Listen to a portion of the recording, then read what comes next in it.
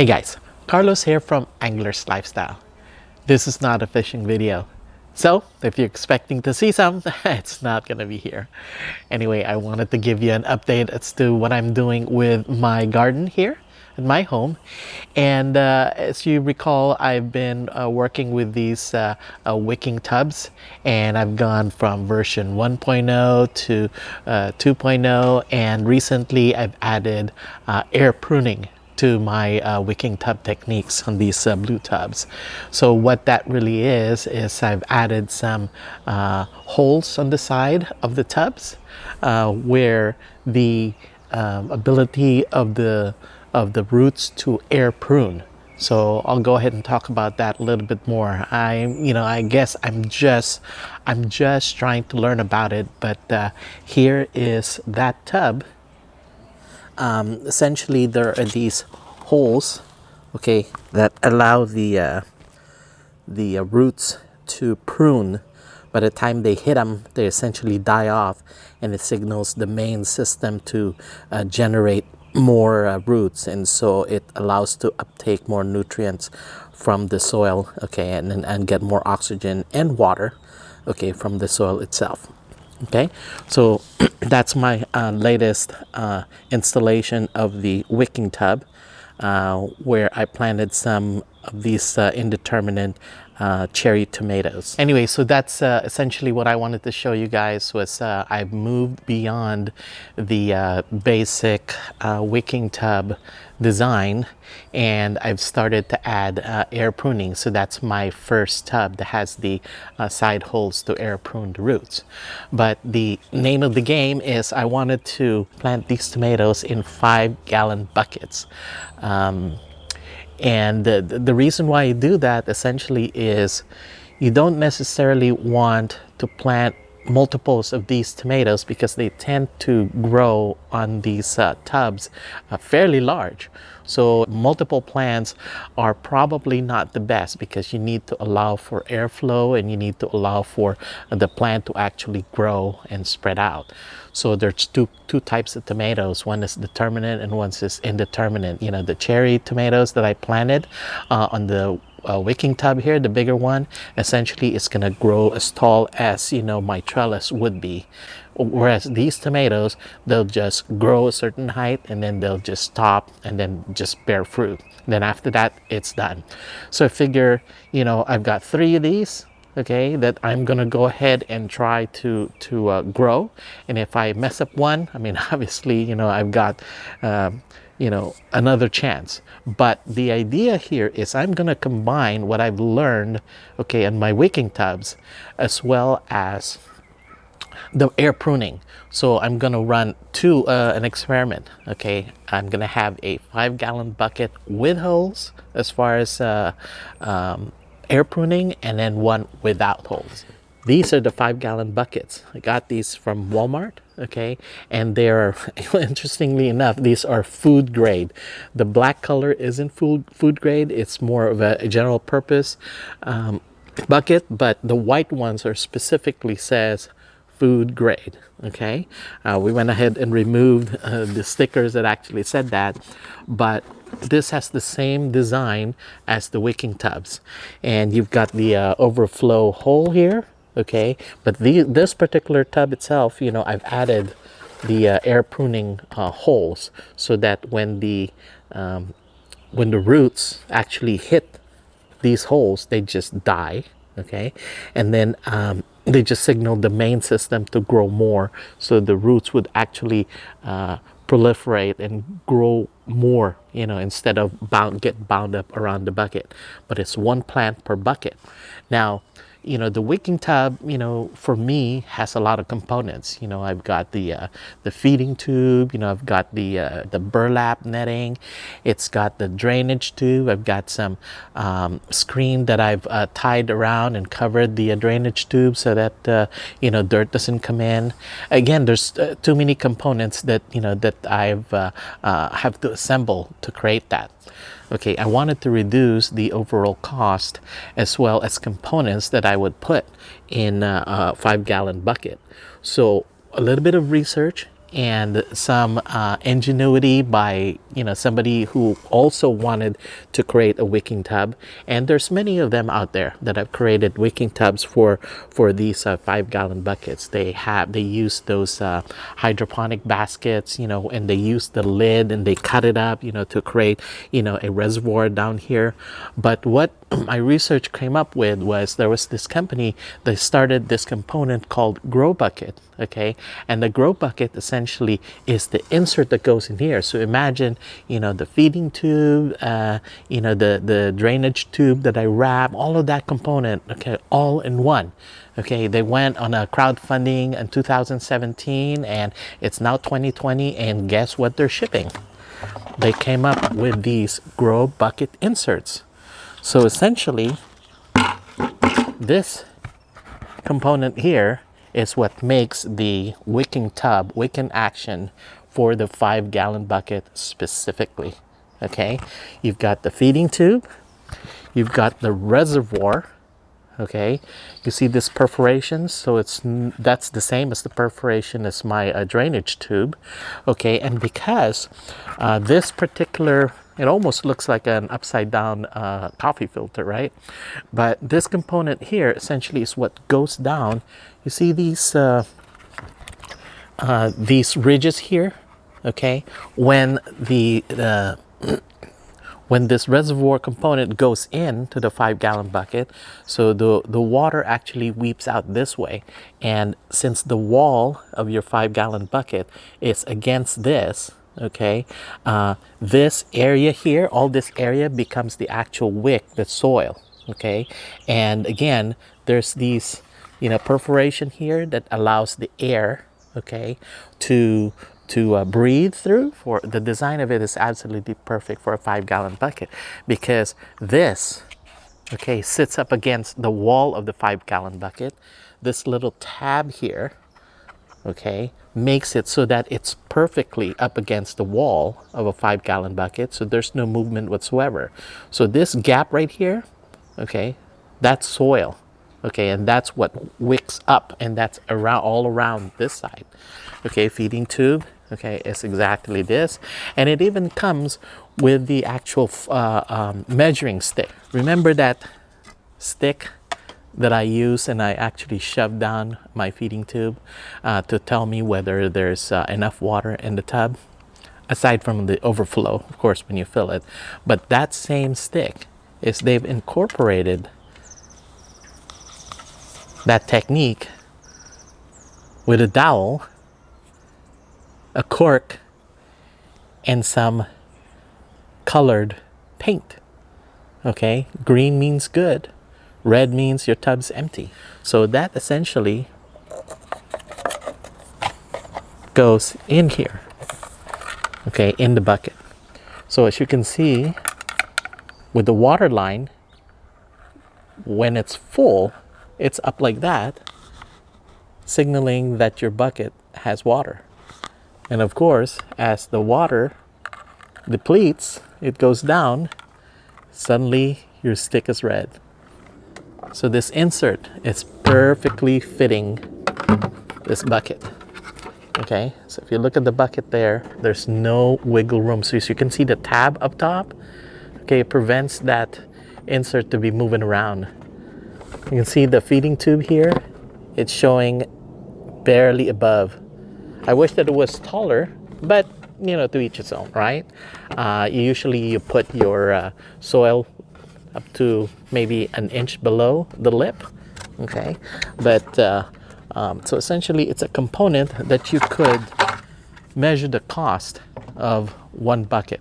So what it turns out to be is the bucket itself is about $3.50, and then the insert, the GroBucket insert, is about $12, something like that. Okay, so you're in it about $15.50 per bucket, less the soil.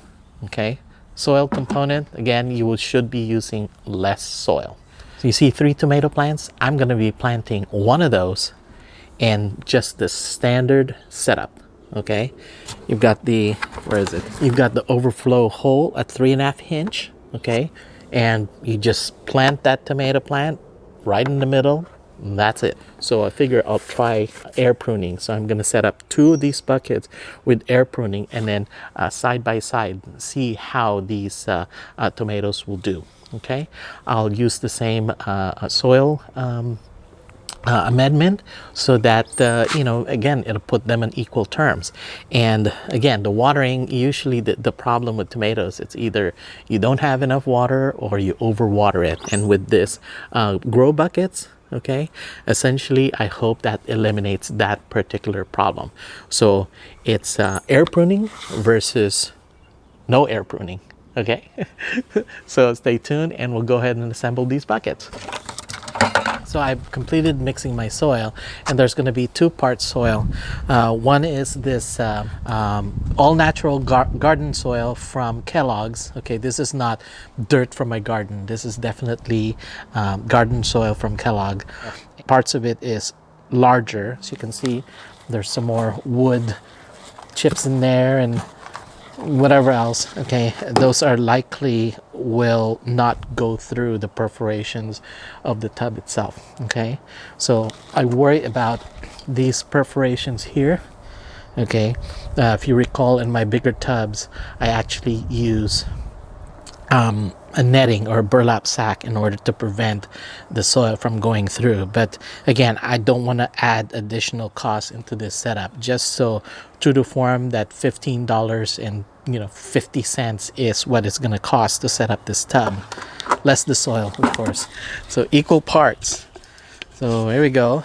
Make sure that these buckets, the overflow, okay, hole, which is about 3.5 inch up, okay, essentially is lined up to where the feeding tube is. Okay, it's never going to be perfect, but you can aim to be perfect, right? And when you fill up the tub, make sure that you don't put any soil in the feeding tubes.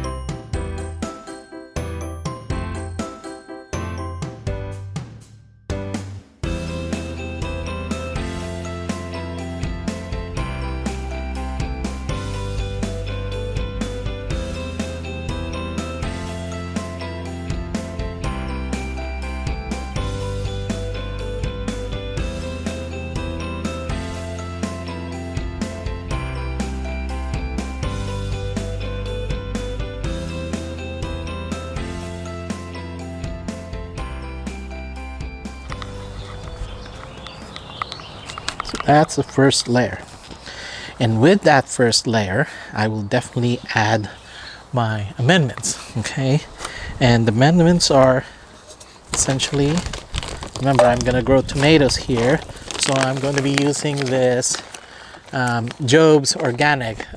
In my previous versions of the tub I actually use these Kellogg organic fertilizer. But this is also organic, and its NPK is 2% nitrogen, 5% phosphate, 3% potash, and 7% calcium.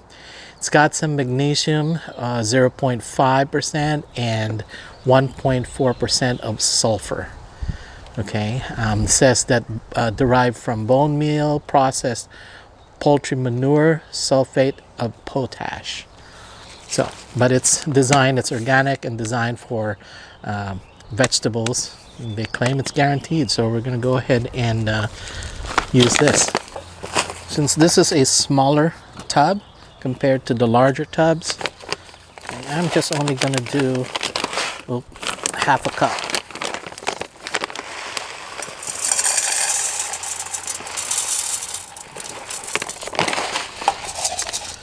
Okay, half a cup.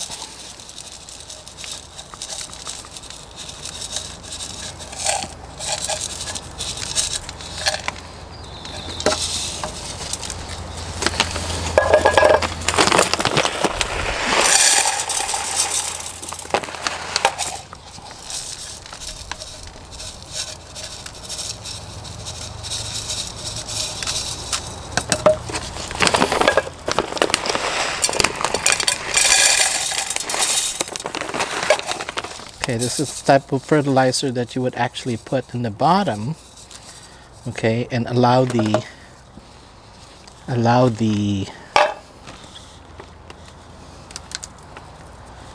roots to gain access to them once they've actually increased production with respect to roots. Okay, then we're also going to put some sea minerals. Okay, sea minerals, and it's a little bit more.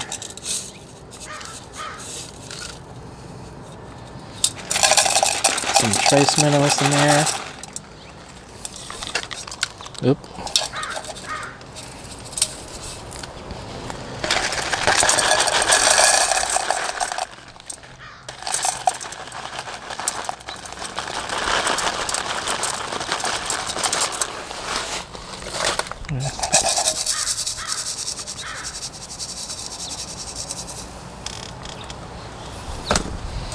Okay, some sea minerals there, and then I'm also going to put some Epsom salt, okay, to protect the roots from disease. Okay.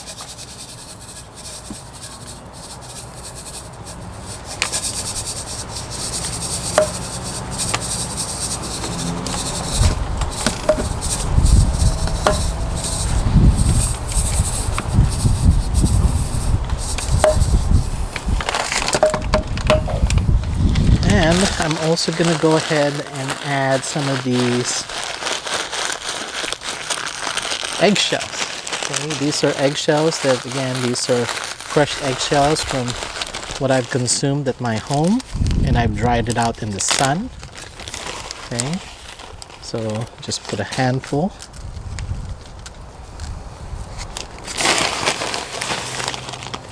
Put a handful there. Handful as well here. All right. All right.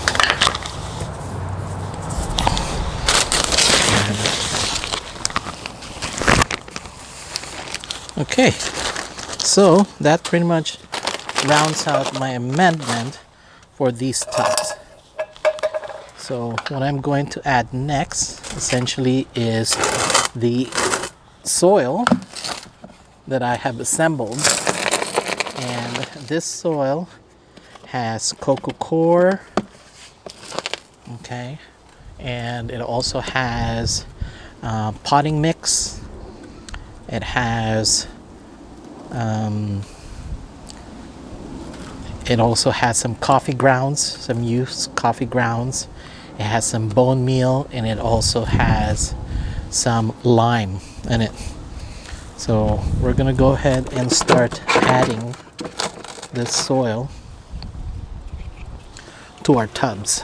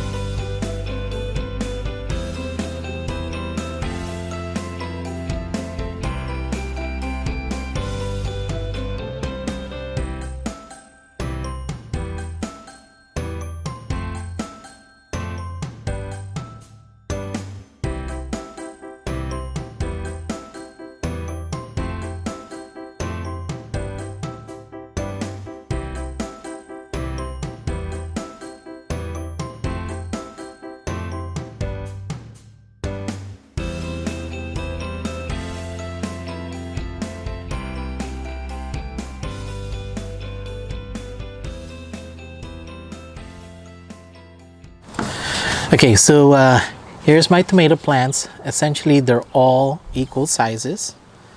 Okay, so they should have equal amount of chance of growing.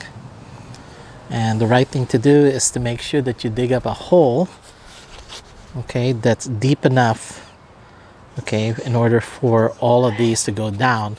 And similarly, okay, if you look at the stem of a tomato plant, there's a whole bunch of hair that's sticking out.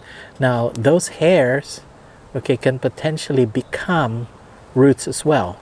So the more of those that you bury, okay, the chances are your tomato plant will get more root system. So we're going to go ahead and take off a few of these, and be careful when you pull these out, okay. It's best that you essentially pinch them off. If you try and peel them off, it'll remove some of the hairs, and that's not good. All right, so that should go deep. Maybe I should go ahead and take off a little bit more.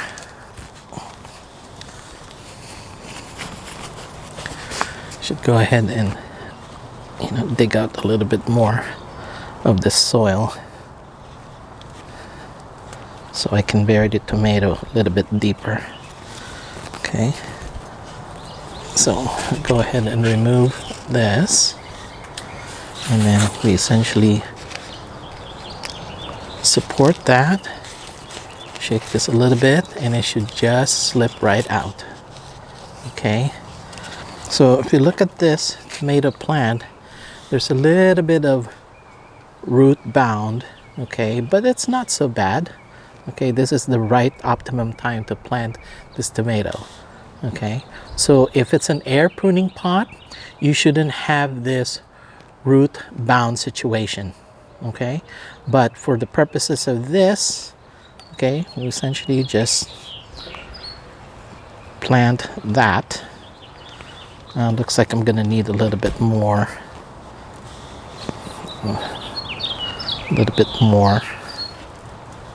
so we can plant more of the main stem. Okay, there we go. You have one tomato plant planted. Okay, gang, thanks to the help of my wife, okay, the next step was to cover, okay, the soil with this weed blocker. Okay, now the idea here is to protect the plants from the soil that splashes up into the plant when you're watering. Okay, given that you're supposed to be watering anyway from the feeding tube, but every once in a while, you know, you do want to water the soil directly from the top, especially from the start. You absolutely have to start by wetting the top soil and then putting some water in the feeding tube, and then that'll start the wicking action. Okay, you don't want any soil. Okay, it's bad enough that I got some soil and some of the leaves here, but you know, usually that's how disease start. Okay, the soil itself gets wet, and then it settles on the leaves, and then it kills the plant, or it introduces pathogens into the tomatoes. So we're trying to minimize as much as that. The next thing to do is to put these measuring cork and rod, okay, in each and one of these. Okay, and we're gonna go ahead and proceed to water the plant. Again, the first thing you need to do, using my handy dandy water filter, inline water filter that reduces the chlorine onto my shower head here, that my Menlor shower head purchased from Home Depot. Okay, you set it in the shower mode. Okay, so essentially what we do is we just hit, you know, this tub directly with water. Again, it's best to start watering from the top. Okay, and then eventually we have to put water in the feeding tube. Okay, that's when we switch to full.